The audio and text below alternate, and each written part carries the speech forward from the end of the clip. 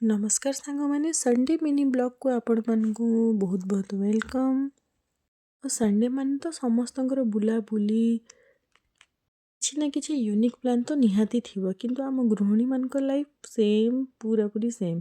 ସବୁଦିନ ସେଇ ସେମ୍ କାମ, ସେମ୍ ରୋଷେଇବାସ, ପିଲା କଥା ବୁଝିବା, ଘର କଥା ବୁଝିବା, ହେଲେ ଡେଲି ସେଇ ସେମ୍ କାମ, ବୋରିଂ କାମ ଭିତରେ ବି ଆମେ ଟିକେ ଚେଷ୍ଟା କରୁ ନିଜ ମାଇଣ୍ଡକୁ ଫ୍ରେଶ୍ ରଖିବାକୁ। ସବୁବେଳେ ଚେଷ୍ଟା କରୁ ଯେମିତିକି ଆମ ପାଇଁ ପ୍ରତ୍ୟେକଟି ଦିନ ନ୍ୟୁ ଥିବ। ଏଇଠି ଦେଖନ୍ତୁ ମୋ ପୁଅ କେମିତି ତା ଜେଜେମା ସାଙ୍ଗରେ ସକାଳୁ ଉଠିକି ଭଜନ ଦେଖୁଛି।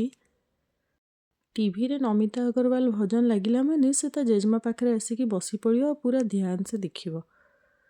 ଆଉ ସେପଟେ ନିତ୍ୟକର୍ମ ସାରିଲା ପରେ ରୋଷେଇବାସ କାମରେ ଆମେ ଲାଗି ପଡ଼ିଥିଲୁ।